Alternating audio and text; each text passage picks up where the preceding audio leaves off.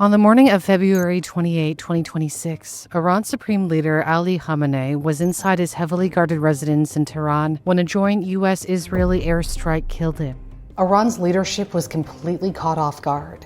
The operation would never have been possible without Unit 8200, Israel's elite signals intelligence division.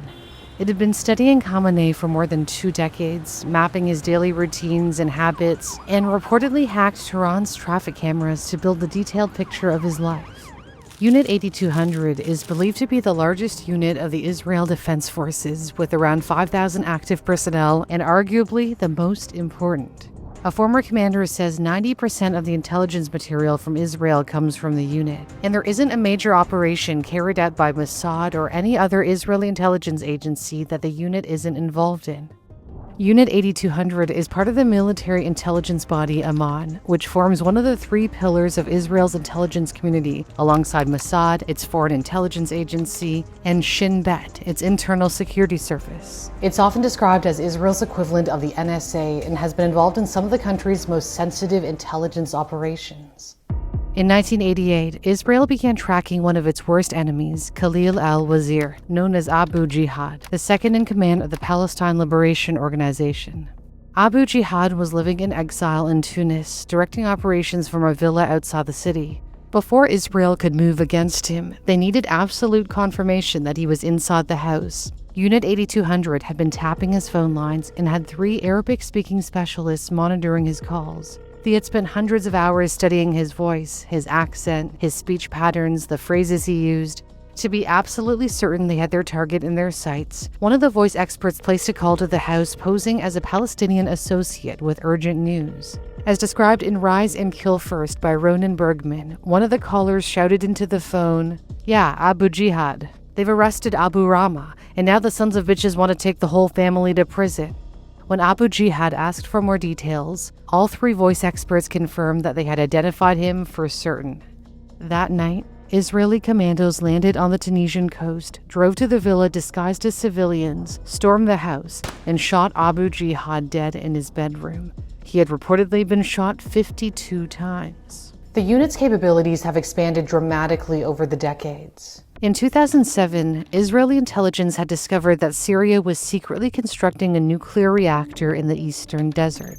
The reactor had been built with assistance from North Korea and was designed to produce plutonium, the fuel used in nuclear weapons. Allowing a hostile neighbor to acquire nuclear weapons was unacceptable for Israel. The reactor had to be destroyed before it became operational. But Syrian air defenses were designed to detect and shoot down incoming aircraft, so the Israelis had to find a way to get through undetected. Operation Orchard relied heavily on Unit 8200's use of electronic warfare. The night of September 5, 2007, 8 Israeli F-15s and F-16s took off from air bases in southern Israel.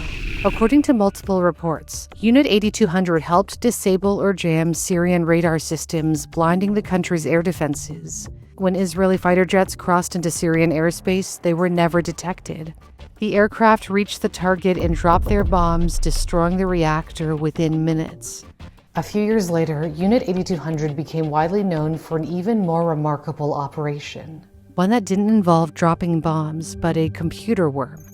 Stuxnet is widely believed to have been created by the United States and Israel.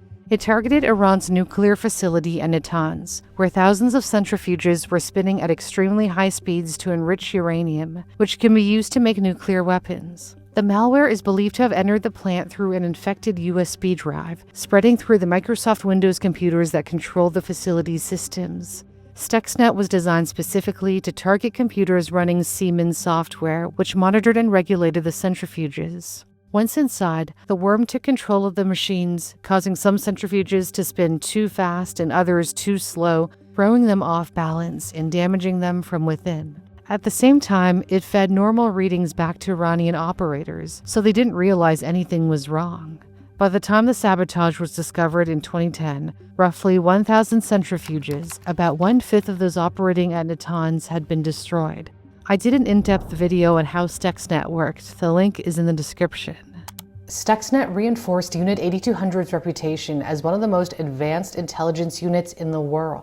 Unlike many intelligence agencies, most of the people working inside the unit are very young. The unit primarily recruits 19 to 22-year-olds, many of them straight out of high school because military service is mandatory in Israel. Candidates are identified through good grades, teacher recommendations, and evaluations by military recruiters who visit high schools across Israel. Potential recruits undergo a series of cognitive tests, including the DAPAR test, Israel's military aptitude assessment, which is roughly comparable to the SAT. Unit 8200 typically selects candidates who score around the top 10%, similar to Ivy League admissions. Recruits spend 12 to 18 hours a day studying, coding, analyzing intelligence, and solving complex technical problems.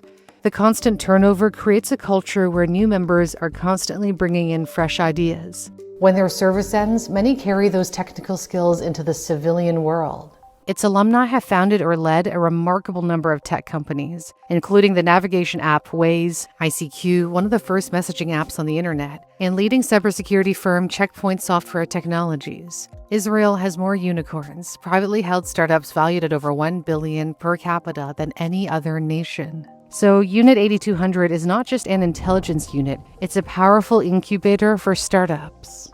Entrepreneurs who think differently often come up with ideas that show up in everyday places you wouldn't expect. Take razors, for example. I always assumed irritation was a normal part of shaving, but as it turns out, it doesn't have to do with your skin, but about instability. With most razors, the blade is exposed more than it needs to be, so as you shave, the blade can flex slightly, changing its angle and creating tiny vibrations that lead to irritation. Henson takes a completely different approach. Their razor holds the blade rigidly in place, so instead of flexing and vibrating, the blade stays stable and the shave feels smoother. Henson razors are made in Canada in the same machine shop that built aerospace parts for the ISS and the Mars Perseverance rover, so this is really an engineering-driven product. Although the razor costs more upfront than a disposable one, the blades themselves are extremely cheap, only a few dollars for a year's supply. And if you use my discount code Newsthink, you'll get a pack of 100 blades for free. The link is in the description. Thanks for watching. For Newsthink, I'm Cindy Pom.